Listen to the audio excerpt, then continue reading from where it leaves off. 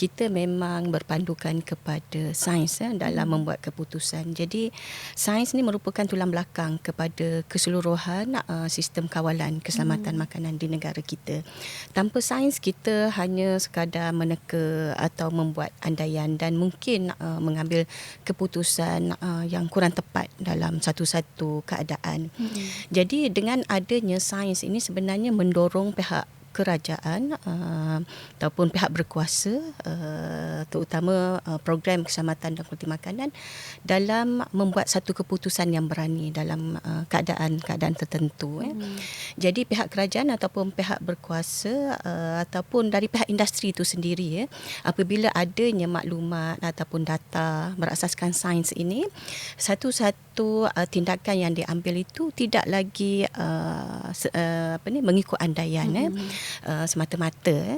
Jadi keputusan kerajaan yang mungkin diambil yang mungkin mengakibatkan kerugian pihak industri jutaan ringgit contohnya apabila berlaku kes-kes penarikan balik produk di pasaran ataupun keputusan kerajaan untuk mengharamkan sesuatu jenis racun perosak daripada digunakan di ladang-ladang itu boleh diambil tanpa ragu-ragu.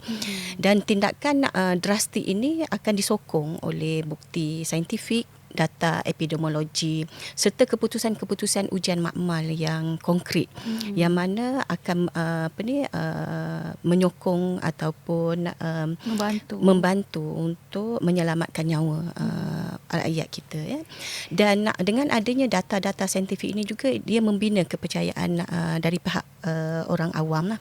Jadi kita maklum pengguna kita pada masa ini adalah lebih bijak dan ingin memastikan bahawa makanan yang mereka ambil yang diberikan kepada keluarga, anak-anak semua adalah benar-benar selamat.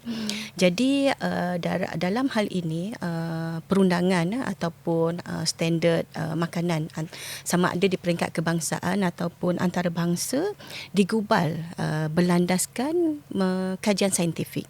Data-data yang diambil menjadikan perundangan itu lebih ketat ataupun lebih reliable untuk memastikan rakyat lebih yakin dengan tindakan ataupun perundangan negara.